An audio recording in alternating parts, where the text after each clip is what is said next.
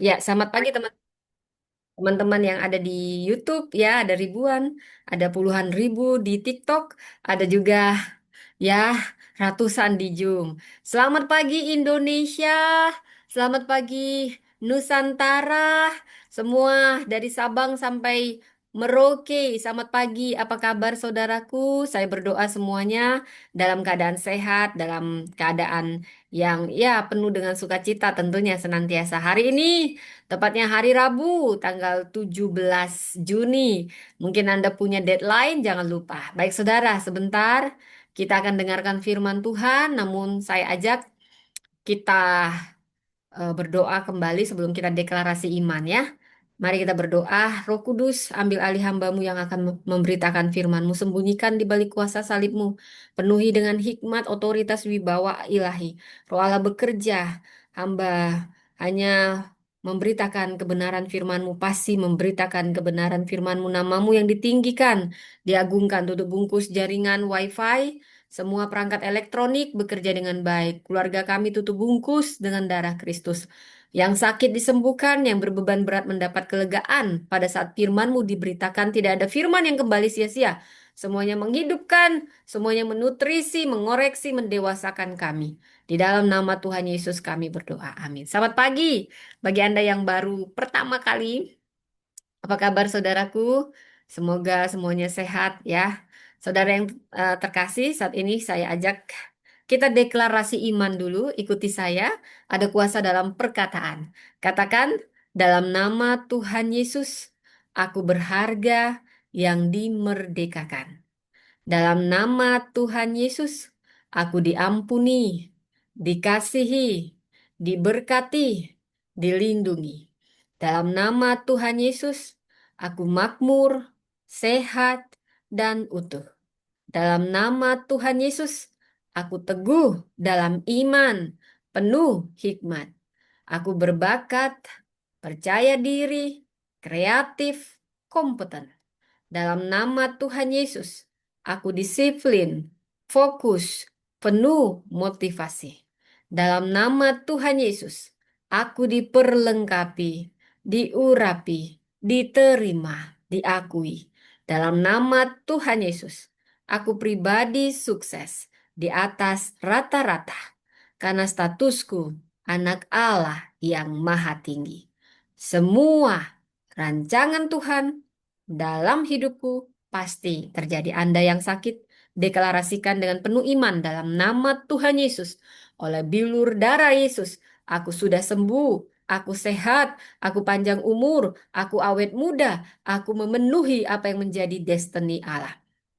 Anda yang mungkin kesulitan keuangan, mulai deklarasikan kemenangan dalam Kristus. Dalam nama Tuhan Yesus, Allahku Jehovah Jireh, terbuka pintu kesempatan, ide-ide baru, bisnisku, usahaku dibuat Tuhan berhasil dan beruntung. Di dalam nama Tuhan Yesus. Terjadilah. Baik, saudara yang terkasih, Anda yang ada di YouTube, Anda yang ada di TikTok, selamat pagi Indonesia, selamat pagi pulau-pulau, apa kabar semuanya?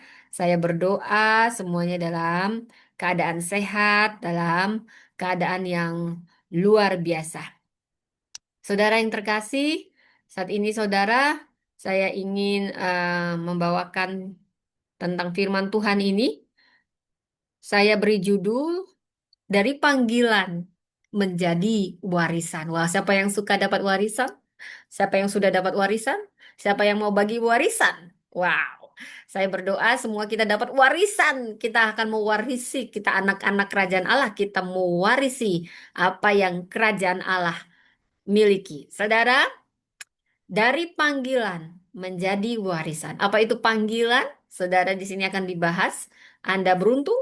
Ini sebenarnya topik untuk kepemimpinan Kristen. Saudara saya selama berkhotbah tidak bisa membalas chat Anda, tapi dengan setulus hati saya berdoa siapapun yang punya pergumulan boleh DM saya.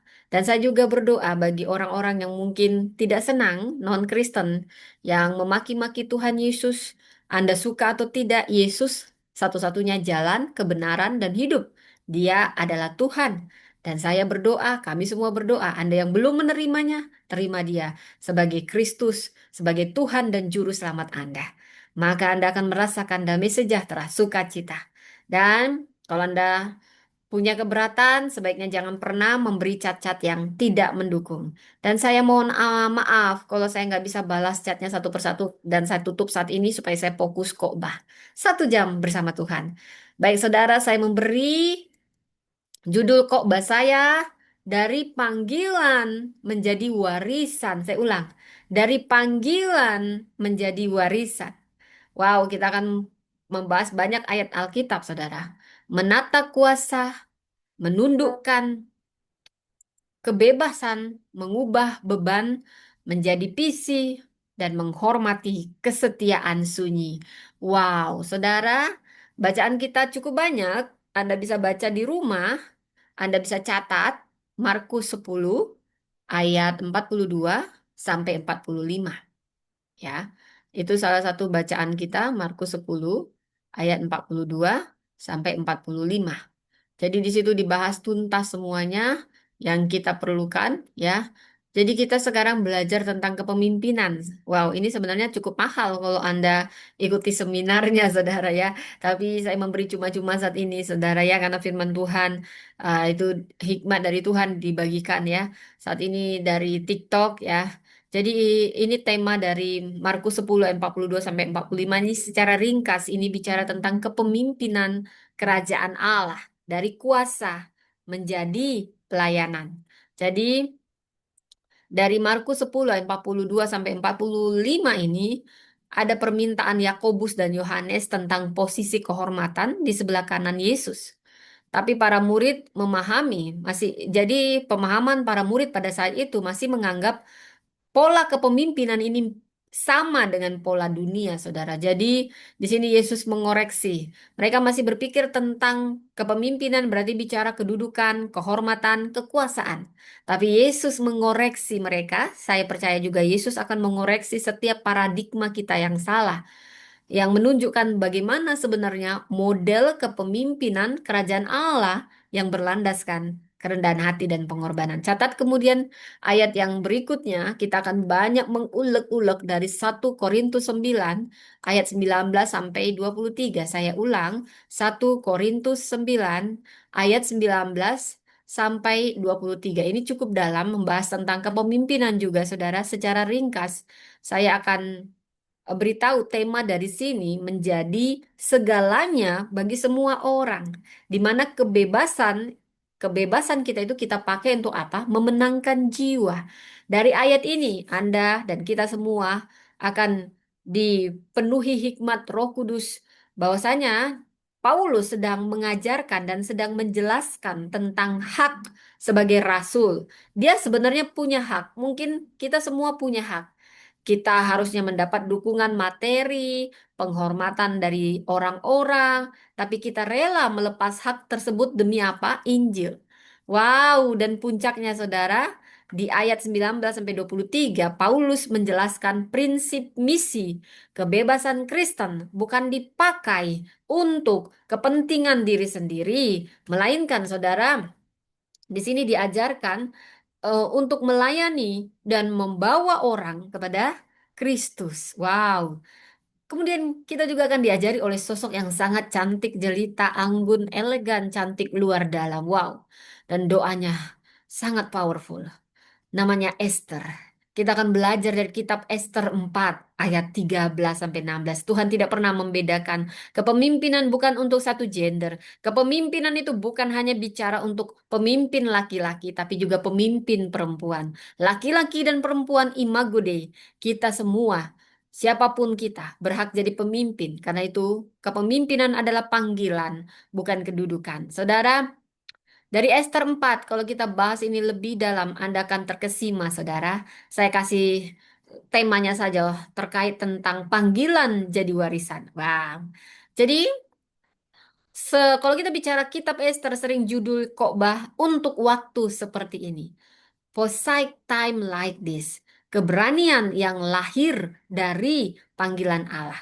Kitab Esther menceritakan pada masa Esther ada krisis besar yang dialami bangsa Yahudi di Persia.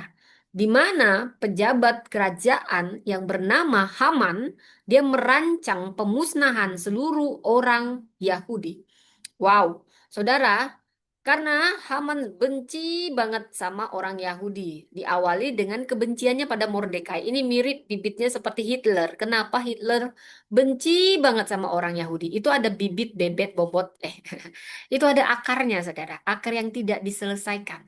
Saudara, dia mungkin benci satu orang, akhirnya jadi benci seluruh kaumnya, saudara. Itu juga yang terjadi pada Hitler, sehingga dia benci banget sama seluruh orang Yahudi dan membunuh kurang lebih 6 juta, saudara. Ini pembunuhan yang terbesar, saudara. Anda jangan membiarkan ada akar kebencian bertumbuh di dalam diri Anda. Anda akan berubah jadi monster. Saudara, jangan pernah biarkan kepahitan menguasai. Sama seperti Haman, itu hanya menghancurkan diri Anda sendiri. Kepahitan tidak pernah memenangkan. Pembalasan dendam tidak pernah memenangkan. Itu hanya menghancurkan kita. Saudara, sama seperti Haman, dia akhirnya disulakan di tempat. Jadi senjata makan Tuhan. Tuan, Hitler juga begitu, saudara. Semua senjata makan Tuhan. Nelson Mandela adalah sosok pemimpin yang luar biasa. Saudara, Haman merancang pemusnahan seluruh orang Yahudi karena kebenciannya terhadap Mordekai. Nah, wah mirip banget ini si Haman. Namanya juga sama dari H, Hitler Haman.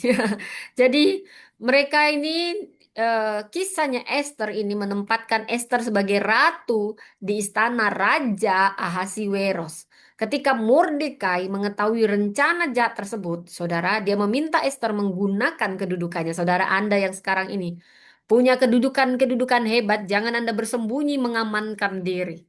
Tuhan punya rencana, kenapa kau jadi ketua MPR? Padahal kau nggak pantas sebenarnya. Kenapa kau jadi ketua DPR? Kenapa kau jadi wali kota? Kau jadi gubernur. Biasanya kaum minoritas sulit mengambil posisi-posisi penting. Tapi kalau kamu, apalagi kamu minoritas, tapi kamu menempati posisi seperti wali kota, seperti yang lainnya, jangan kau lupa diri, ngamankan dirimu. Lalu mengumpulkan warisan untuk anak cucumu. Tuhan punya rencana. Kenapa kau terpilih? Sebenarnya kau nggak pantas terpilih, apalagi kau minoritas, agama minoritas. Saudara, karena Tuhan punya rencana. Sama seperti Esther, orang minoritas terbuang tapi jadi ratu. Karena Tuhan sedang memakai Esther untuk menyelamatkan bangsa Yahudi dari pemusnahan Haman. Kalau kau jadi gubernur, kau jadi wali kota yang biasanya itu diduduki oleh kaum mayoritas, tapi kau minoritas, kau bisa di posisi itu karena Tuhan punya rencana post time like this untuk waktu seperti ini. Jangan kau mengamankan dirimu karena kedudukan itu kapan saja bisa Tuhan ambil. Mungkin kedudukannya tidak lepas, tapi nyawamu saat Tuhan ambil. Tuhan akan minta pertanggungjawabanmu. Hei, kau sudah jadi gubernur, kau sudah jadi wali kota. Kenapa tidak kau bela kebenaran? Kenapa tidak kau bela orang-orang yang terpinggirkan? Kenapa tidak kau bela orang-orang yang tidak mendapat haknya? Justru kau ngumpulkan harta, harta, harta. Istrimu satu jadi dua. Semua kau tambahin rumahmu untuk orang. Aku mengangkat kau jadi gubernur, jadi wakil rakyat, jadi ketua MPR, DPR. Bukan untuk kau memperbanyak hartamu, Oon, kata Tuhan gitu. Tuhannya emosi gitu ya, saudara ya. Maaf, maaf, saudara. Jadi Anda, kalau Anda ya, mungkin Anda jadi ketua camat ya. Jadi bukan janganlah kita bicara wali kota. Anda jadi ketua RT aja ya. Padahal Anda minoritas. Karena Tuhan punya rencana. Jangan kau ngamankan diri. Supaya aku terus jadi ketua RT. Diam-diam aja lah aku. Supaya aku terus jadi kepala desa. Aku minoritas. Aku diam-diam aja lah. Gak mau ku bela kebenaran. Pokoknya cari aman. Ku senangkan. Siapa yang kasih posisi? Yang kasih posisi itu Tuhan. Jangan kau jilat-jilat manusia. Kau harus baik pada setiap orang. Baiklah. Tapi nggak usah jadi penjilat ya. Karena yang kasih promosi adalah Tuhan. Eh, Jadi kalau kau dikasih suatu posisi, Tuhan punya rencana. Jangan kau lupa diri. Karena kapan saja Tuhan bisa ambil. Tapi ada pertanggungjawaban untuk itu. Kita belajar dari Esther. Esther tahu diri. Dia jadi ratu sejagat tapi dia nggak lupa diri. Banyak orang langsung lupa diri, melayang. Dia di atas langsung melayang, saudara. Karena akarnya nggak kuat. Tapi Esther akarnya kuat, pondasinya kuat, tahu diri. Ke atas nggak melayang, dihina nggak putus asa. Karena akarnya kuat. Saudara, Haman mau memusnahkan dan Esther dipakai Tuhan. Dia tempatkan Esther yang bukan siapa-siapa jadi ratu, ratu kesayangan Raja Ahasiweros. Dan bukan hanya karena kecantikannya, tapi hikmat.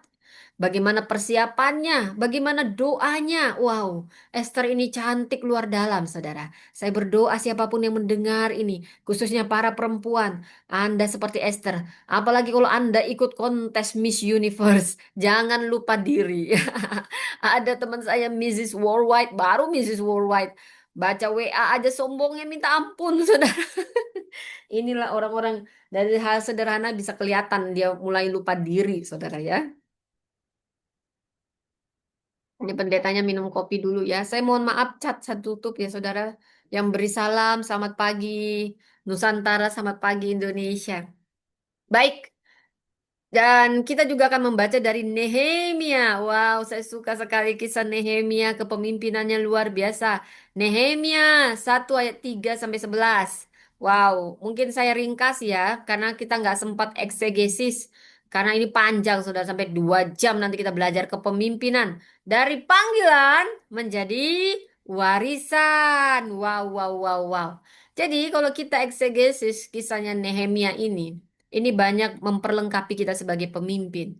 Saya memberi tema untuk ini dari Nehemia 1 khususnya ayat 3 sampai 11. Dari air mata menjadi tindakan, dari hati yang terbebani oleh panggilan Allah. Jadi Nehemia dimulai, dia ini Nehemia siapa? Dia juru minuman, dia sudah nyaman dengan posisinya di kerajaan. Dia orang kepercayaan Raja Artasasta di Persia.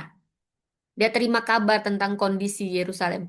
Mungkin Anda yang sudah maju, sudah sukses di perantauan, tirulah Nehemia. Nggak lupa diri. Dia tidak lupa kampung halamannya. Dia tidak lupa keluarganya, saudara. Walaupun dia sudah sangat berhasil di perantauan. Nehemia ini sudah sangat berhasil di Persia. Tapi dia dengar kabar kampung halamannya, kondisi Yerusalem.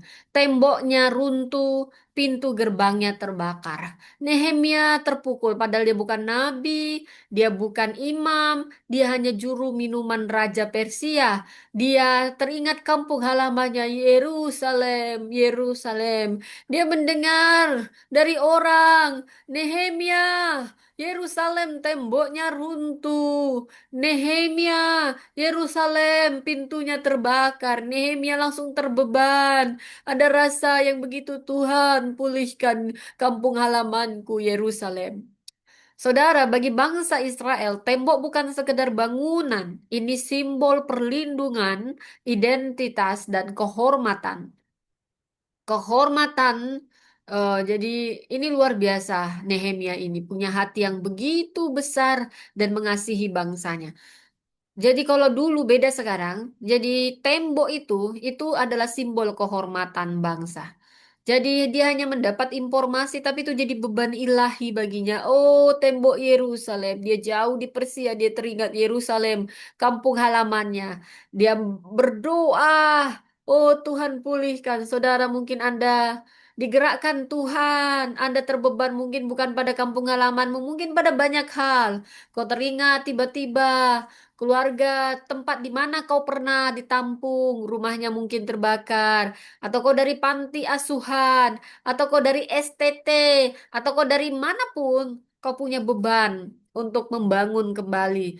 Di mana asalmu, saudara? Itu adalah suatu beban yang Tuhan taruh. Jangan kau abaikan beban itu. Bawa dalam doa seperti Nehemia ini. Punya hati yang tulus murni, hati yang benar-benar mau membangkitkan apapun.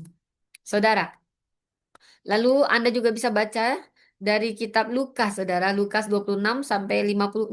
Wow, ini juga merupakan bagian kepemimpinan yang akan mempertajam kepemimpinan Kristen. Dari Lukas ini, Saudara, Secara garis besar, apa sih? Ini saya memberinya tema Maria. Dari kerendahan hatinya menuju ketaatan yang mengubah sejarah. Saudara, orang yang taat pasti dimulai dari kerendahan hati untuk mau taat. Jadi Maria dari Lukas 1 ayat 26 sampai 56 saat dia diberitahu tentang kelahiran Yesus kepada Maria oleh malaikat Gabriel, dia punya respon iman yang luar biasa terhadap panggilan Allah. Kunjungannya kepada Elizabeth dan dia punya nyanyian pujian yang begitu indah, magnificat. Ini menunjukkan bahwa Allah seringkali memilih orang sederhana untuk menggenapi rencana keselamatannya yang besar. Saudara, mungkin Anda sederhana, mungkin Anda tidak diperhitungkan sehingga Anda tidak pernah diundang ke acara-acara lip show, mungkin Anda tidak terkenal, ya media sosial Anda pun biasa aja, semuanya di bawah rata-rata. Tapi saya mau katakan, Tuhan justru kadang suka pakai orang-orang sederhana. Tapi bukan hanya sederhana, dia punya hati yang besar. Dia punya konsistensi, dia punya iman yang besar. Tuhan suka memakai orang-orang seperti ini. Seperti Maria, nggak ada yang duga, saudara. Mungkin dia terlihat adem ayem, nggak kayak saya yang sangat powerful, kelihatan sangat bersemangat. Maria mungkin lebih sederhana, saudara. Tapi Tuhan suka bayang seperti saya, terlalu menggebu-gebu, atau yang seperti Maria, sederhana. Tetap jadi diri Anda sendiri ya. Baik, saudara, itu tadi firman Tuhan yang akan mendasari dari kebenaran firman Tuhan dari panggilan jadi warisan. Siapa yang siap dapat warisan, sudah dapat warisan. Siapa yang mau bagikan warisan, kita bagikan dari panggilan menjadi warisan. Inilah kepemimpinan Kristiani. Bukan pertama soal jabatan, tetapi apa? Ini soal panggilan. Panggilan yang bagaimana? Diuji dulu, nggak omdo. Diuji dalam cara kita memakai kuasa, kebebasan, pengaruh, beban, dan kesetiaan sehari-hari. Saudara, kepemimpinan Kristen tidak dimulai dari kursi. Anda jangan merasa, oh, aku gembala, oh, aku kepala desa, kepala camat, aku pemimpinnya betul. Tapi yang mau saya katakan, berbeda. Apa kata dunia dengan apa kata Alkitab? Kepemimpinan Kristen tidak dimulai dari kursi yang kita tempati. Jadi dari mana? Dari panggilan yang menata cara kita memakai kuasa. Wow, hati-hati nih akan dalam, saudara. Mungkin saudara yang terkasih ada pertanyaan yang jarang muncul. Saya membawa Anda. Kalau kita bicara tentang kedudukan. Ada banyak pertanyaan yang sering muncul tapi jarang muncul di rapat resmi. Seringnya muncul di ruang batin kita, terutama batin kita sebagai pemimpin, saudara. Pertanyaan ini tidak selalu terdengar keras. Kadang dia datang dengan setelah rapat panjang, baru pertanyaan itu muncul. Kadang juga dia muncul ketika lampu ruangan sudah tutup, jadi udah selesai meeting, sudah redap, laptopnya sudah ditutup, pesan keluarga belum dibalas dan tubuh kita mulai memberi sinyal bahwa jiwa kita sedang lelah. Pertanyaannya sederhana tapi tajam. Apakah saya masih memimpin dari panggilan atau hanya dari tekanan? Saya ulang. Ini akan menjadi refleksi diri kita sebagai pemimpin yang sangat dalam. Pertanyaan ini saya doakan semakin tajam bagi kita semua, khususnya para pemimpin. Apakah kita masih memimpin dari panggilan atau hanya dari tekanan? Saudara, apakah pelayanan kita masih lahir dari kasih kita kepada Allah atau sebenarnya sudah berubah menjadi cara agar kita tetap dibutuhkan? Apakah target kita benar-benar memperlengkapi orang atau hanya jaga citra organisasi? Kok benar-benar memperlengkapi atau sekedar jaga citra aja, saudara?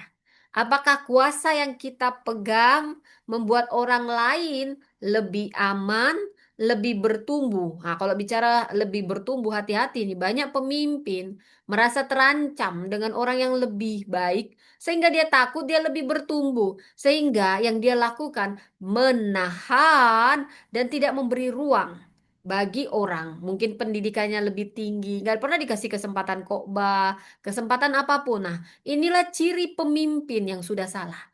Kalau Anda dengar ini, bertobatlah Anda. Kalau Anda salah satu pelaku begini, bertobatlah Anda. Banyak kali dosa Anda. Apalagi kalau Anda ada tua sakit-sakitan, bertobat Anda sebagai pemimpin. Kalau Anda menghambat pertumbuhan orang hanya karena Anda merasa terancam, apalagi karena pendidikannya lebih tinggi, apalagi karena dia perempuan, bertobatlah Anda. Saya mengatakan itu karena saya sangat mengasihi Anda. Anda begitu jahat sebagai pemimpin. Karena Anda memegang kuasa untuk menahan orang lain tidak bertumbuh atau tidak membiarkan dia bertumbuh supaya dia pergi pelan-pelan. Anda jahat.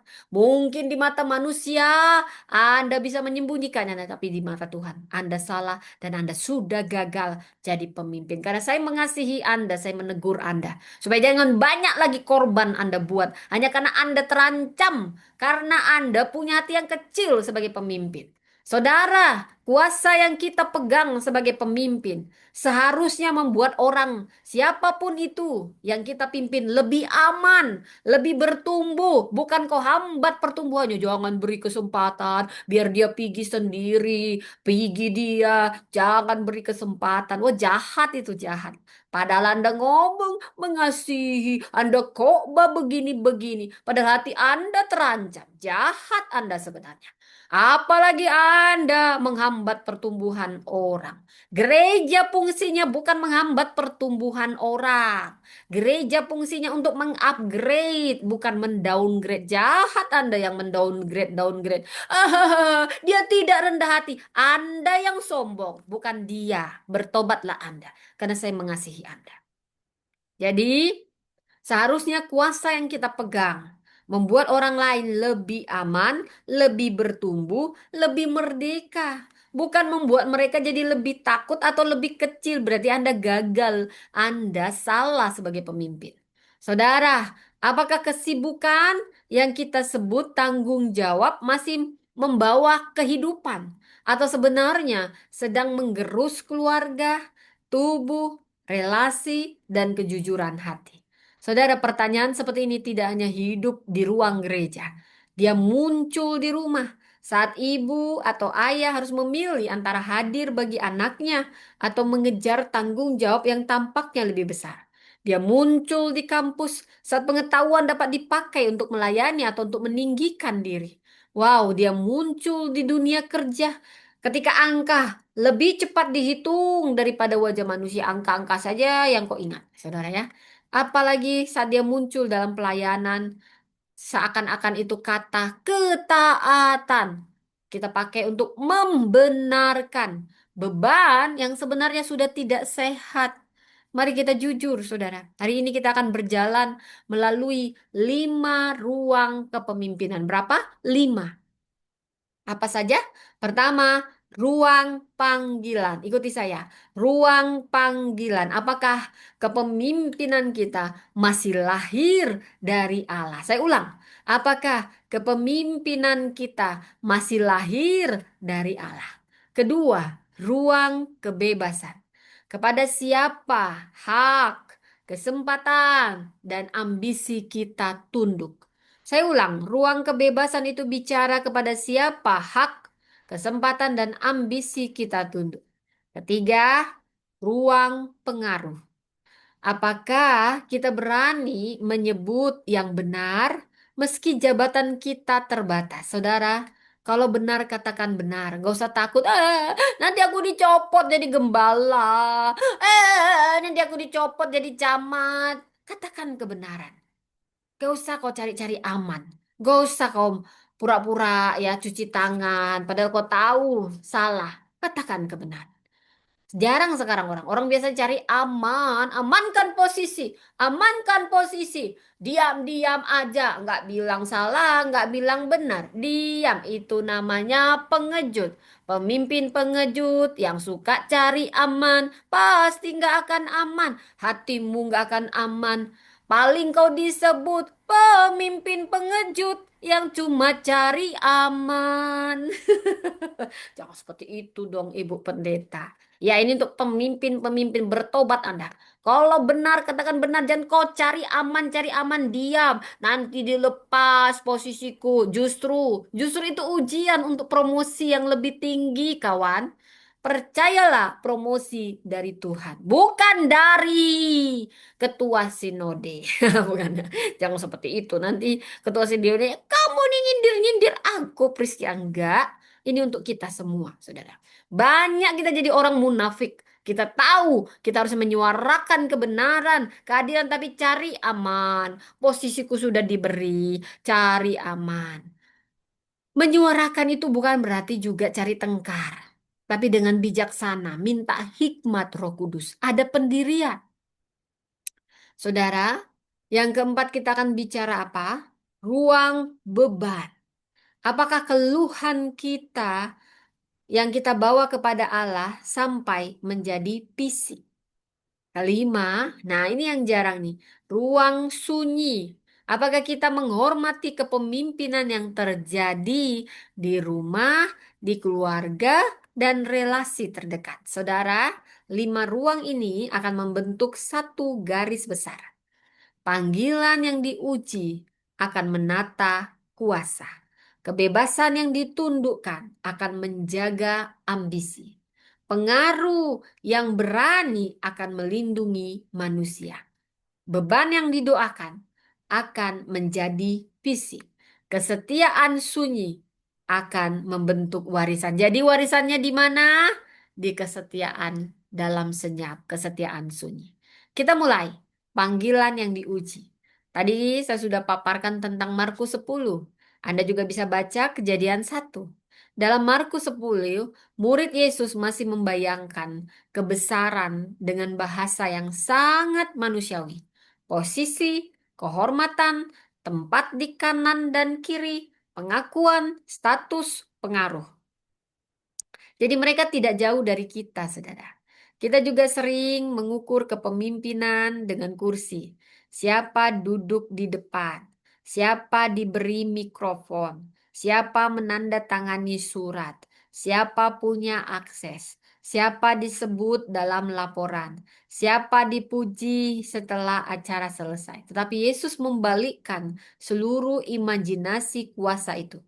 Dia berkata bahwa penguasa bangsa-bangsa memerintah dengan tangan yang menekan. Mereka memakai kuasa untuk menguasai. Tetapi di antara murid Kristus, pola itu tidak boleh menjadi normal. Barang siapa ingin menjadi besar, hendaklah ia menjadi pelayan. Barang siapa ingin menjadi yang terdahulu, hendaklah ia menjadi hamba bagi semua.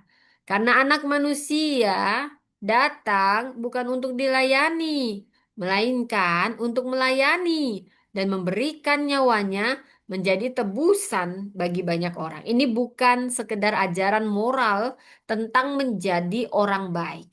Ini adalah pembongkaran total atas cara kita memahami kuasa. Yesus tidak berkata, jangan punya pengaruh. Ia tidak berkata, jangan memimpin. Ia tidak berkata, jangan menerima tanggung jawab. Yang Yesus bongkar adalah cara kuasa dipakai. Kuasa dalam kerajaan Allah tidak bergerak naik untuk membesarkan diri. Kuasa bergerak turun untuk memberi hidup. Nah, di sini kita perlu ingat Kejadian 1 ayat 27. Manusia diciptakan menurut gambar dan rupa Allah. Sebelum manusia kerja, berhasil, gagal, memimpin, melayani, dipuji atau dikritik, manusia sudah memiliki martabat dari Allah. Ya, saudara, saya sambil minum kopi dulu ya.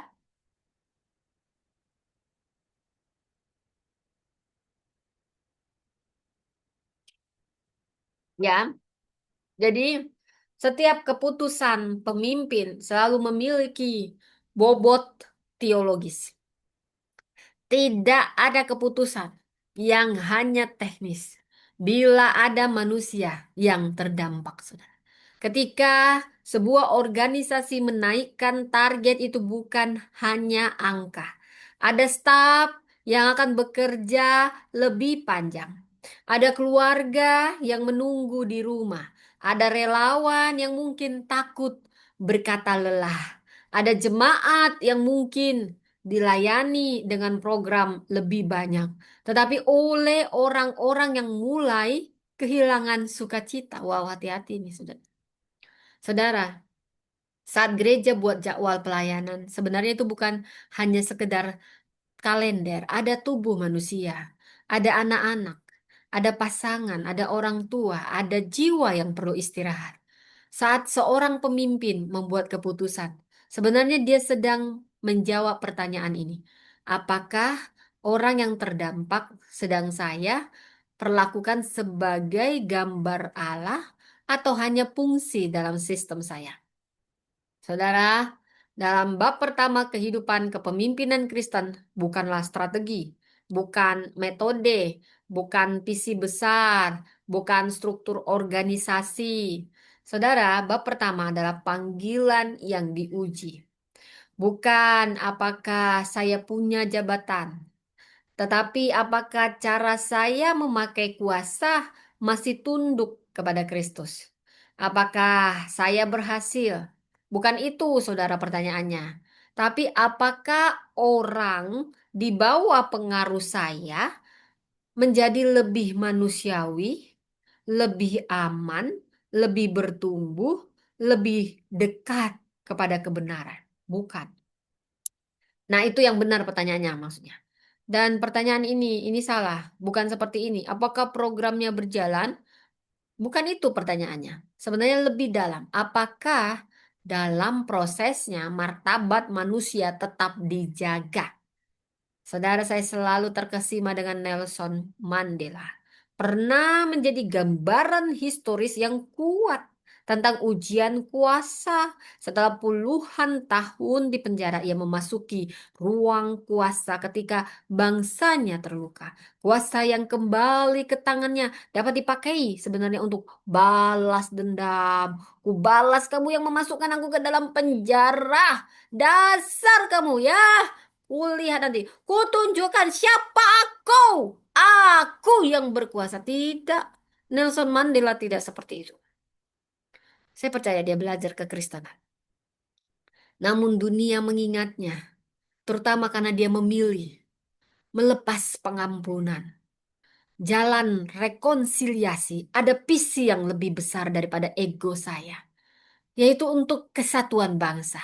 Rekonsiliasi nasional. Wow.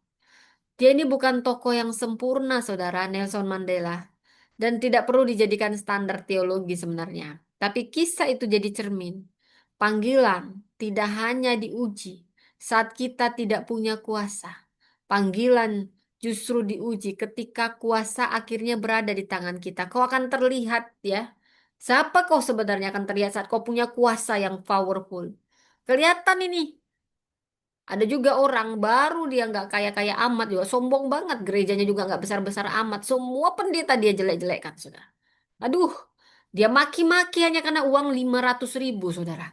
Mau pakai Kalpores lah, inilah, itulah. Dia maki-maki orang yang nggak berat, yang dia tahu nggak mampu saudara. Ini power abuse karena dia merasa oh aku kok yang apa orang ini nggak lemah lembut yang kayak gini karena dia memakai kuasa untuk merendahkan orang. Kau akan kelihatan saat kuasa ada di tanganmu siapa kau sesungguhnya. Seringkali karakter seseorang tidak tampak saat dia lemah. Aduh, aku orang susah, maka wajahmu pun agak susah-susah. Tapi saat kau punya kesempatan untuk menekan, oh, aku sudah ketua STT-nya. Aku sudah ketuanya di sini. Siapa yang coba-coba ku singkirkan? Ini orang-orang yang nggak berhati besar, nggak berjiwa besar ini. Cuma nanti jadi pemimpin kata dalam tempurung, saudara ya. Tuk, gitu-gitu ya saudara ya. Jangan begitu dong. Ibu Priscilla tentu ya saudara. Saat kita punya kuasa untuk membalas. Apakah kau memilih membalas? Atau kau akan mencari jalan rekonsiliasi untuk visi yang lebih besar? Saudara, saat kita bisa menentukan nasib orang lain, saat kita bisa menutup suara yang mengganggu, sebenarnya disitulah panggilan kita paling diuji. Pertanyaannya saat ini, saudara, kuasa apa yang Tuhan percayakan kepada kita saat ini? Mungkin belum kuasa yang besar. Mungkin hanya sebagai orang tua, apakah kita orang tua yang semena-mena, guru yang semena-mena, kuasa sebagai kakak yang sederhana aja, sebagai guru, sebagai pemimpin kelompok kecil, sebagai atasan, kok semena-mena nggak? Sebagai pendeta semena-mena nggak kok? Mentang-mentang kau punya kuasa sebagai itu. Kuasa sebagai bendahara, kuasa sebagai pemilik usaha, kuasa sebagai orang yang paling senior dalam keluarga. Kuasa kecil pun tetap kuasa. Dan di hadapan Kristus, setiap kuasa harus ditanya apakah kita melayani, menggunakannya untuk melayani atau menguasai, saudara. Wow. Dan bagian yang kedua, kebebasan yang ditundukkan. Dasarnya dari 1 Korintus 9. Setelah panggilan diuji, kita masuk ke dalam ujian kedua, kebebasan. Saudara, dalam 1 Korintus 9, Paulus berbicara tentang hak. Dia memiliki hak sebagai rasul. Dia punya kebebasan. Dia punya alasan sah untuk menerima dukungan, menggunakan kebebasannya untuk menuntut sesuatu yang sebenarnya dapat diklaim. Tetapi Paulus melakukan sesuatu yang mengejutkan. Tidak menjadikan haknya sebagai pusat. Dia berkata bahwa sekalipun dia bebas terhadap semua orang, dia menjadikan dirinya hamba dari semua orang supaya ia memenangkan sebanyak mungkin orang. Jadi Paulus tidak sedang mengajarkan kepalsuan. Dia tidak sedang berkata, jadilah bunglon rohani. Dia tidak sedang berkata, senangkan semua orang. Ia juga tidak sedang mengajarkan pelayanan tanpa batas hingga tubuhnya hancur dan keluarganya diabaikan. Tidak. Yang Paulus tunjukkan adalah kebebasan yang sudah menemukan Tuhan yang benar. Dia bebas, tapi kebebasannya tidak menjadi milik ego. Dia bebas, tapi kebebasannya tunduk kepada Injil. Dia bebas, tapi kebebasannya diarahkan oleh kasih. Ini sangat relevan bagi kita karena banyak keputusan kepemimpinan bukan hanya soal benar dan salah secara kasas, banyak keputusan berada di wilayah kesempatan yang tampak baik. Promosi itu baik, tetapi apakah promosi itu menata panggilan atau menarik saya menjauh dari panggilan? Target itu baik, tapi apakah target itu memperbesar kesetiaan saya atau hanya memperbesar nama saya? Pengakuan itu tidak selalu salah, saudara. Tapi apakah pengakuan itu menjadi ruang pengaruh atau menjadi altar kecil bagi ego kita? Saudara, hak itu sah, sah saja. Tapi apakah hak itu sedang melayani kasih atau sedang menjadi pusat hidup kita? Banyak pemimpin jatuh bukan karena hal yang jelas jahat, tapi sering hal yang baik yang pelan-pelan jadi tuan. Kesempatan jadi tuan, ambisi jadi tuan, pengakuan jadi tuan, kesibukan jadi tuan. Bahkan pelayanan pun jadi tuan, dan kita tidak lagi tunduk kepada Kristus. Kita dapat begitu sibuk melakukan pekerjaan Tuhan sampai kita tidak lagi memberi Tuhan hak untuk menata hidup kita.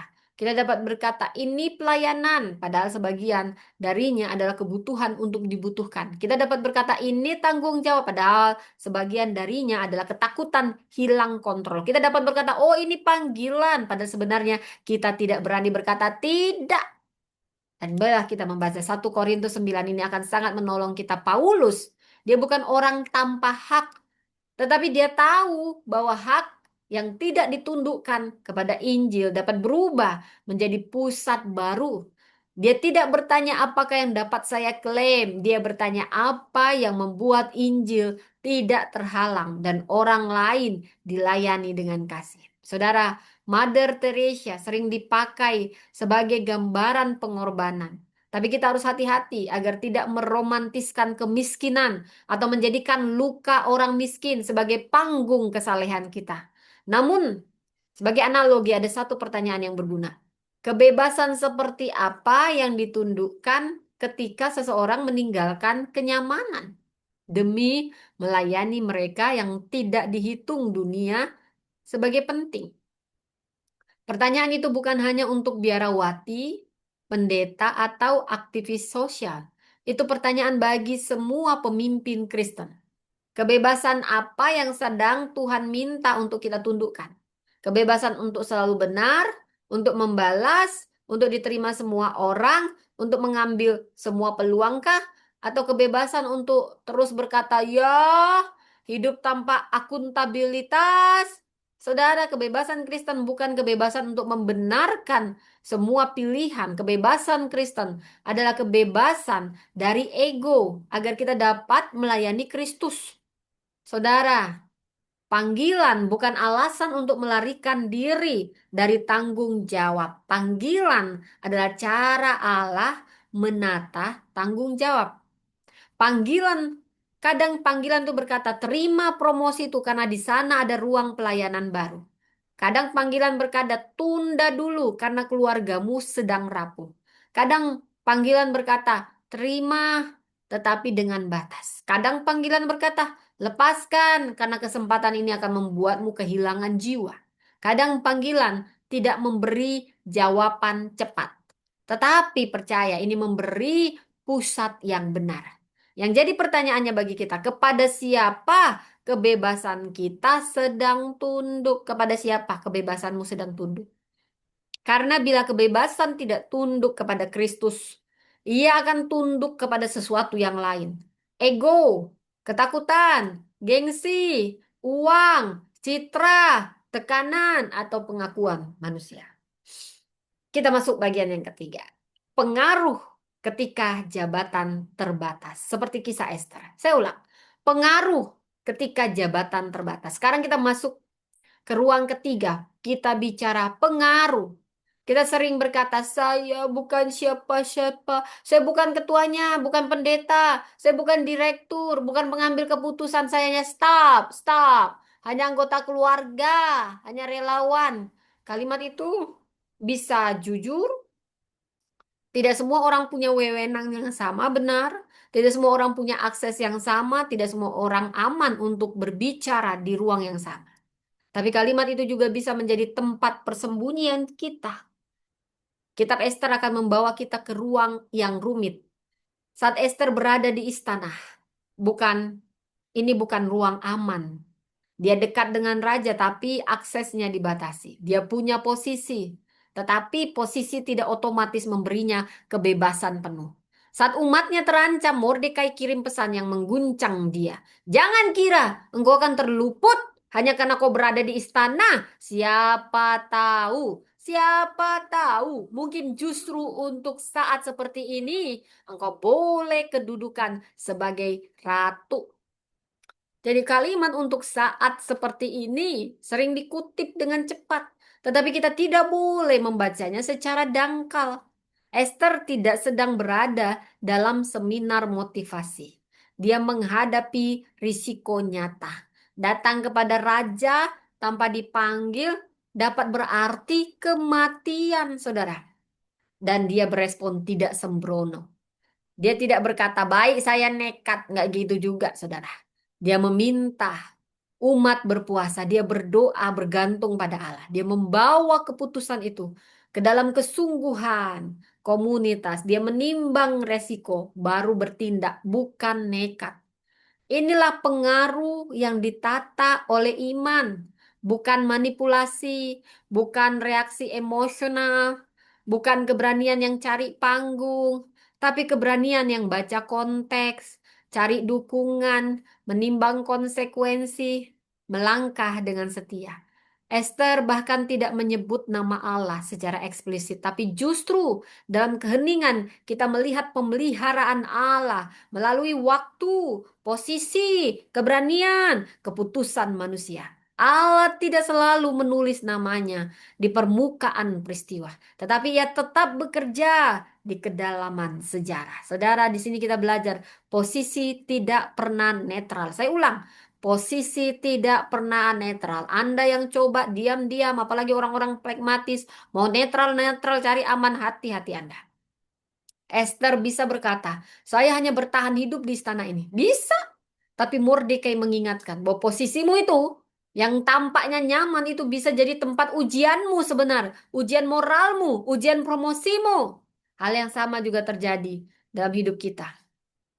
Mungkin saat seorang staf melihat kebijakan kantor yang merugikan pekerja kontrak, dia bukan direktur, tapi dia punya data, dia mengenal wajah orang yang terdampak.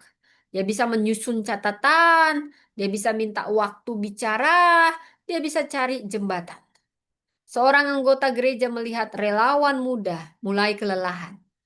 Dia bukan ketua majelis, tapi dia bisa bertanya, apakah sistem pelayanan kita sedang membentuk atau menguras? Saudara, seorang anak dalam keluarga besar mungkin melihat ibunya selalu menanggung beban finansial keuangan dan juga ada beban emosional. Dia bukan kepala keluarga, tetapi dia bisa memulai percakapan yang selama ini dihindari. Mungkin Anda mahasiswa yang melihat teman Anda dipermalukan. Anda bukan dosen, tapi Anda bisa menjadi saksi kebenaran. Saudara, ketika sekalipun jabatan kita terbatas, tanggung jawab kita tetap ada, belum tentu hilang. Namun kita harus hati-hati. Ini khotbah bukan sedang mendorong kita nekat. Saya nggak suruh Anda nekat, tapi membuka diri.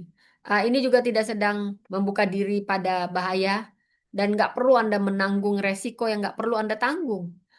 Esther, dia tidak bertindak sembrono. Dia berpuasa, dia menimbang jalur, dia bergerak dengan hikmat.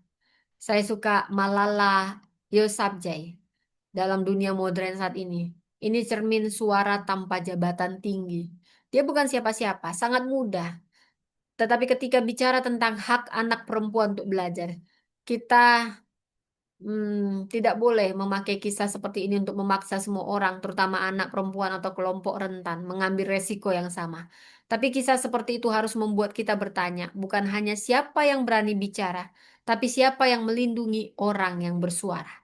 Suara yang perlu, yang benar perlu ruang. Ruang itu harus dijaga agar orang yang bersuara tidak dikorbankan oleh cerita heroik orang lain. Maka aplikasi bagian ini sederhana tapi serius. Mungkin kita bisa gunakan 3 pertanyaan ini. Yang pertama, konteks. Apa sebenarnya yang terjadi? Siapa yang terdampak? Siapa yang pegang keputusan? Dan jalur apa yang tersedia? Kedua, keberanian. Kebenaran yang perlu disebut dan bentuk tindakan apa yang paling bertanggung jawab. Ketiga, konsekuensi. Apa yang terjadi bila saya diam? Apa yang terjadi bila saya bicara? Diam juga mengambil keputusan. Dia hanya sering menyembunyikan tanda tangannya. Tapi berbicara juga harus ditata oleh kasih, oleh hikmat dan akuntabilitas. Esther mengajarkan kita bahwa pengaruh bukan pertama-tama kemampuan membuat orang kagum. Pengaruh adalah keberanian moral untuk membawa kebenaran ke ruang keputusan demi melindungi kehidupan. Saudara, bagian yang keempat kita akan bicara tentang beban yang menjadi visi. Kisah Nehemia. Setelah seseorang berani menyebut yang benar, perjalanan belum selesai, saudara. Kebenaran yang dilihat seringkali berubah jadi beban. Nehemia dengar kabar tentang Yerusalem. Orang-orang yang terluput berada dalam kesukaran besar. Tembok terbongkar, pintu-pintu gerbang terbakar. Dia tidak melihat semua itu langsung, tapi kabar itu cukup untuk mengguncang hatinya. Saudara, jadi respon pertamanya bukan rapat, bukan proposal, bukan kampanye, bukan strategi komunikasi. Respon pertamanya duduk, dia duduk, Nehemia duduk, dia menangis, dia berkabung, dia berpuasa, dan dia berdoa. Inilah yang penting. Banyak pemimpin modern terlalu cepat bergerak dari kegelisahan ke program. Melihat anak muda rapuh, langsung buat program. Melihat relawan lelah, langsung tambah pelatihan. Melihat keluarga renggang, langsung beri nasihat. Melihat gereja menurun, langsung membuat acara baru. Melihat organisasi bermasalah, langsung bentuk panitia. Tetapi Nehemia menahan kita. Dia memberi kita teladan, mengajarkan bahwa tidak semua beban boleh langsung dipercaya sebagai visi. Beban perlu dibawa kepada Allah. Karena ada beban yang lahir dari panggilan, tetapi juga ada beban yang lahir dari ego. Ada beban yang lahir dari kasih, ada juga beban yang lahir dari keinginan mengontrol. Ada beban yang lahir dari luka yang belum dipulihkan, ada juga beban yang lahir dari ambisi yang memakai bahasa rohani. Karena itu beban perlu diuji. Nehemia berdoa dengan pengakuan dosa. Ia tidak hanya menyalahkan orang lain. Dia berkata, kami telah berdosa. Ia mengingat siapa Allah. Ia mengingat perjanjian Allah. Ia membawa realitas yang rusak ke hadapan Allah, yang kudus dan setia. Tetapi doa Nehemia tidak menjadi alasan pasif. Setelah berdoa, dia menunggu lama, dia berbicara kepada raja, dia meminta izin. Dia minta surat, dia pergi, dia memeriksa tembok di malam hari, dia melihat fakta sebelum membangun narasi. Dia mengajak umat membangun. Disinilah kita menemukan keseimbangan yang sangat indah. Doa tidak menggantikan perencanaan. Perencanaan tidak menggantikan ketergantungan. Pemimpin Kristen tidak boleh berkata, "Saya sudah berdoa lalu membuat rencana." Tetapi dia juga tidak boleh berkata, "Saya punya rencana lalu tidak pernah membawa rencana itu kepada Allah." Beban yang tidak dibawa kepada Allah mudah berubah menjadi keluhan. Beban yang didoakan dapat menjadi visi. Keluhan ini melihat kerusakan, tetapi sering tidak membawa arah. Ambisi dapat memakai kerusakan sebagai panggung diri. Kegiatan bisa memperlihatkan kesibukan tanpa menyembuhkan luka utama. Visi lahir ketika beban diuji dalam doa, diterjemahkan menjadi arah, diwujudkan menjadi strategi serta kerjasama kerja bersama, saudara. Kita bisa belajar dari Abraham Lincoln sebagai analogi sejarah. Jadi ada Emancipation Proclamation pada 1863 sering dilihat ini keputusan moral besar dalam sejarah Amerika. Tapi keputusan itu lahir di tengah perang batas hukum. Saudara ya, tekanan politik, konsekuensi kompleks. Ini mengingatkan kita, ya, saudara. Oke, ada ini saya inikan dulu ya.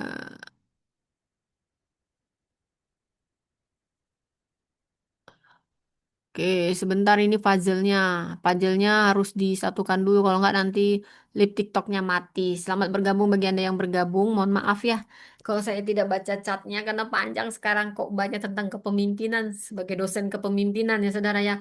Bersyukurlah Anda dipersiapkan jadi pemimpin.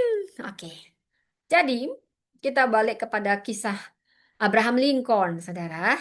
Ada moral besar dalam sejarah Amerika, tetapi keputusan itu lahir di tengah perang, batas hukum, tekanan politik, konsekuensi kompleks. Ini mengingatkan kita bahwa beban moral jarang hadir dalam situasi yang bersih dan sederhana. Seorang pemimpin dapat melihat luka besar, tetapi tetap harus bergerak melalui struktur yang retak, risiko yang nyata, dan keputusan yang diperdebatkan. Mungkin kisah seperti ini tidak membuktikan Nehemia. Firman Tuhan tetap pusat, tetapi sejarah memberi cermin, saudara, visi yang lahir dari beban ini sering tidak sempurna bentuknya, namun tetap harus diarahkan oleh pertobatan, keberanian, akuntabilitas, dan kerja bersama. Maka kita membawa beban menjadi visi. Bagaimana caranya? Ada 6 langkah rohani yang praktis. Pertama, lihat. Jangan memperhalus realitas. Apa yang benar-benar rusak dilihat. Siapa yang berdampak terdampak dilihat. Apa yang selama ini disembunyikan oleh bahasa yang rapi dilihat. Lalu kedua, ratap. Jangan langsung mengubah semuanya menjadi proyek. Izinkan hati berduka dulu di hadapan Allah. Ratapan cara pemimpin menolak sinisme tanpa kehilangan kejujuran. Ketiga, doa. Bawa beban itu kepada Allah. Minta Tuhan mengoreksi motif kita. Jangan sampai ambisi menyamar sebagai visi. Keempat, rencana. Tulis langkah yang konkret, proporsional, dan dapat diuji. Yang kelima, risiko. Namai hambatan, konflik, biaya, dan potensi penyimpangan. Keenam, kolaborasi. Jangan memakai orang sebagai alat ambisi. Ajak orang membangun sebagai sesama pelayan. Setiap gereja, keluarga, kampus, organisasi memiliki banyak orang yang bisa melihat kerusakan. Yang langka adalah orang yang membawa kerusakan itu kepada Allah sampai menjadi arah yang rendah hati, jernih, dan dapat dikerjakan bersama. Saudara, kita masuk bagian yang kelima, kesetiaan sunyi. Kisah Maria dan ruang keluarga. Kita tiba di ruang yang sering dianggap kecil, yaitu keluarga. Setelah berbicara tentang panggilan, kebebasan, pengaruh, dan visi, kita mungkin membayangkan bahwa puncak kepemimpinan selalu ada di ruang publik. No. Mimbar, panggung, rapat, jabatan, kebijakan, gerakan besar bukan hanya itu ruang kepemimpinan. Alkitab justru akan sering membawa kita ke ruang yang sunyi. Wow, ruang yang sunyi. Mari kita belajar dari Lukas 1. Allah datang kepada Maria, bukan di istana, bukan di pusat politik, bukan di ruang lembaga keagamaan. Maria ada di mana? Di Nazaret. Masih muda, tunangan Yusuf. Tidak berada dalam posisi sosial yang kuat. Tapi Allah datang lebih dahulu. Panggilan Maria tidak lahir dari ambisinya, lahir dari inisiatif Allah. Maria menerima firman itu dengan ketaatan. Sesungguhnya aku ini hamba Tuhan, jadilah padaku menurut perkataanmu. Namun ketaatan Maria tidak pasif, tidak sekedar diam dan hilang. Dia pergi kepada Elizabeth, dia cari persekutuan, dia terima konfirmasi rohani dalam relasi. Dia menyanyikan Magnificat, sebuah nyanyian yang sangat kuat. Allah meninggikan yang rendah, mengenyangkan yang lapar, menurunkan yang berkuasa dari tahtanya. Maria menyimpan perkara dalam hati, tetapi ia juga bersuara profetis. Ini penting, terutama ketika kita bicara tentang perempuan dan keluarga. Saudara, khotbah ini tidak sedang berkata bahwa perempuan harus menanggung semua beban rumah dengan senyum rohani, bukan.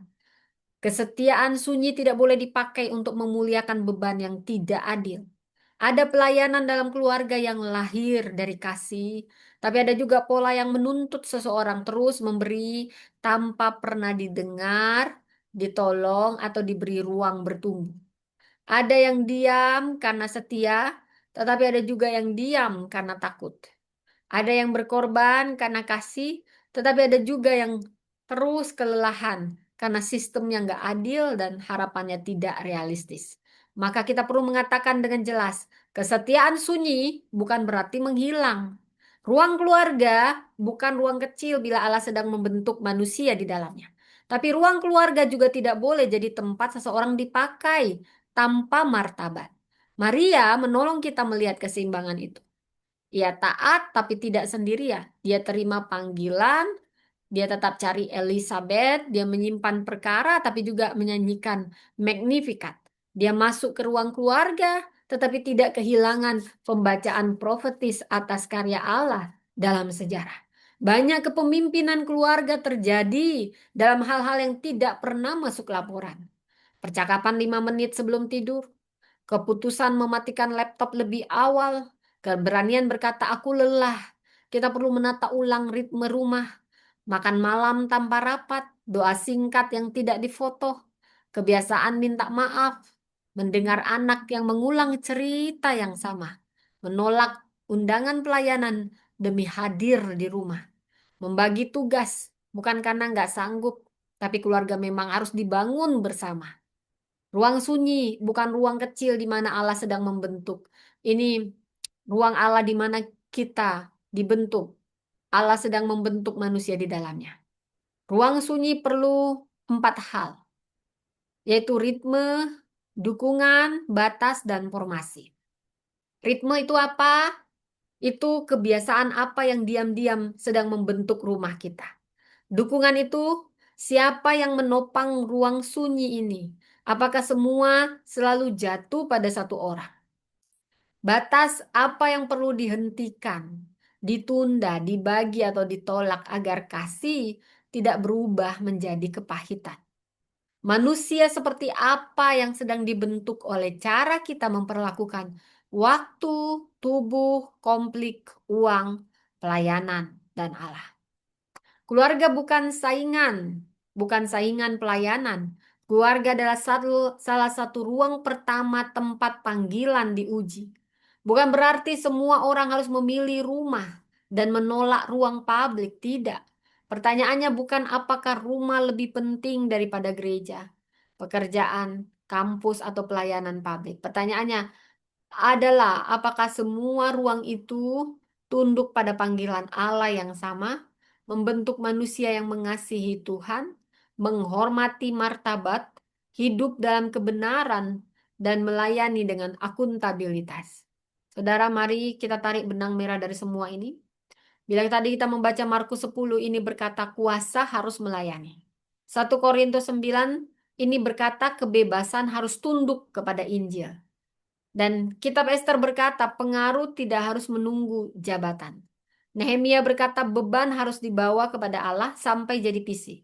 Dan Lukas 1 berkata kesetiaan sunyi ini juga merupakan ruang panggilan Allah. Jadi kepemimpinan Kristiani bukan hanya soal memimpin organisasi, ini adalah cara hidup di hadapan Allah. Di kantor panggilan diuji, di gereja kuasa diuji, di kampus integritas diuji, di ruang publik keberanian diuji, di rumah kesetiaan diuji, di dalam hati kebebasan diuji, di tengah beban visi diuji, di dalam keputusan kecil warisan mulai ditulis. Inilah garis besar yang kita bahas. Panggilan itu menata kuasa. Injil menundukkan kebebasan. Kebenaran menggerakkan pengaruh. Doa mengubah visi beban menjadi visi. Kesetiaan sunyi membentuk warisan. Kita sering ingin meninggalkan warisan besar, tapi jarang dimulai dari pengumuman besar. Warisan sering dimulai dari satu keputusan kecil yang setia. Satu target yang diuji ulang karena ada manusia yang mulai lelah. Satu promosi yang diterima dengan batas dan akuntabilitas. Satu kebenaran yang disampaikan dengan hikmat. Satu keluhan yang dibawa kepada Allah sampai jadi rencana. Satu malam ketika kita mematikan laptop dan kembali hadir bagi keluarga. Satu keberanian berkata saya perlu ditolong. Satu keputusan yang menolak memakai bahasa rohani untuk menutup ambisi. Satu keputusan memperlakukan orang sebagai gambar Allah, bukan alat sistem. Dan di hadapan Allah tidak ada keputusan kecil bila keputusan itu membentuk manusia. Saya ingin memberi aplikasi yang praktis untuk 7 hari ke depan. Saya ingin kita semua mendapat inspirasi bukan hanya itu, tapi menjadi ketaatan kita yang dan juga membawa ini ke dalam 7 hari yang nyata. Kita perlu memilih satu keputusan nyata. Jangan pilih seluruh hidup, jangan tulis keluhan umum. Pilih satu keputusan. Mungkin keputusan pelayanan, keputusan keluarga, keputusan kerja, sekolah, relasi, keputusan tentang batas, dan juga keputusan tentang keberanian berbicara. Lalu kita tanya 9 pertanyaan ini. Pertama, panggilan. Apa panggilan yang Allah sedang uji dalam keputusan ini? Arah yang kedua. Arah moral apa yang sedang diperbesar oleh keputusan ini? Yang ketiga, nilai. Nilai kerajaan Allah apa yang harus menjadi pilihan ini. Keempat, gambar Allah. Siapa yang harus saya lihat sebagai manusia bermartabat, bukan fungsi. Kelima, gerak. Langkah kecil apa yang perlu saya ambil dalam 7 hari? Keenam, integritas. Kompromi kecil apa yang harus dicegah sebelum jadi budaya? Ketujuh, layanan. Siapa yang menjadi lebih aman, bertumbuh, atau diperlengkapi karena keputusan ini? Kedelapan, akuntabilitas. Siapa yang berhak menilai, menegur, dan mengoreksi saya? Kesembilan, narasi warisan. Cerita seperti apa yang ditinggalkan keputusan ini? Saudara, untuk pemimpin gereja, kita perlu audit suatu rapat. Apa kuasa di ruang itu melayani atau hanya menguasai, saudara? Dan juga untuk para pemimpin perempuan, ambil satu beban yang selama ini Anda pikul sendirian. Apakah itu panggilan, ekspektasi orang lain, atau sistem yang tidak memberi ruang yang sehat? Untuk keluarga, bicarakan satu bentuk dukungan konkret minggu ini. Jangan hanya memuji seseorang karena kuat, tapi tolong dia agar tidak harus kuat sendirian. Dan untuk profesional, audit satu keputusan kerja. Siapa yang terdampak? Apakah integritas dikorbankan sedikit demi sedikit? Dan untuk dosen, guru, mentor, lihat satu ruang pembinaan. Apakah Anda hanya memberi nilai dan instruksi atau sedang membentuk karakter? Untuk anak muda, jangan tunggu punya jabatan untuk hidup benar. Tapi juga jangan nekat tanpa hikmat. Karena itu perlu pembimbing. Baca konteks, bertindak setia, saudara. Dan tanyakan apakah satu keputusan minggu ini akan membuat orang lain melihat Kristus atau hanya melihat ego kita. Saudara, di hadapan Kristus yang melayani, pada akhirnya semua pembicaraan tentang kepemimpinan membawa kita kembali kepada Kristus. Kristus adalah pemimpin yang tidak memakai kuasa untuk mengamankan diri, tetapi memberikan diri. Kristus adalah raja yang tidak membangun tahta dengan menindas, tetapi memikul salib. Kristus adalah guru yang membasuh kaki para muridnya. Kristus adalah Tuhan yang melihat wajah manusia yang diabaikan. Kristus adalah anak Allah yang bebas tetapi menundukkan dirinya dalam ketaatan kepada Bapa. Kristus adalah dia yang berkata bahwa kebesaran sejati ditemukan dalam pelayanan. Jadi hari ini panggilan kita bukan pertama-tama jadi pemimpin yang lebih sibuk. Panggilan kita adalah jadi pemimpin yang lebih setia. Lebih setia dalam memakai kuasa, menundukkan kebebasan, membawa kebenaran, lebih setia dalam mendoakan beban, setia dalam ruang sunyi, setia dalam keputusan kecil yang membentuk warisan. Saudara, barangkali hari ini Tuhan tidak minta kita membuat keputusan besar. Mungkin Tuhan hanya minta satu keputusan kecil. Ayo pergi minta maaf, belajar mendengar. Ayo ditunda dulu, belajar menolak dengan baik, belajar menerima dengan batas yang baik. Berbicaralah dengan penuh hikmah, berdoalah sebelum bereaksi, tulislah rencana, minta akuntabilitas, pulanglah lebih awal. Hormatilah setiap orang yang selama ini hilang dalam angka kita. Keputusan mungkin tidak akan dilihat banyak orang. Tetapi di hadapan Allah, keputusan kecil yang taat dapat menjadi benih warisan besar. Karena kepemimpinan Kristen tidak dimulai dari kursi yang ditempati, tapi dari panggilan yang menata cara seorang memakai kuasa. Warisan Kristen tidak dimulai dari nama yang diabadikan. Ia dimulai dari manusia yang diperlakukan dengan martabat, dibentuk dalam kasih, diperlengkapi dalam kebenaran, dituntun semakin dekat pada Kristus. Amin. Mari kita berdoa.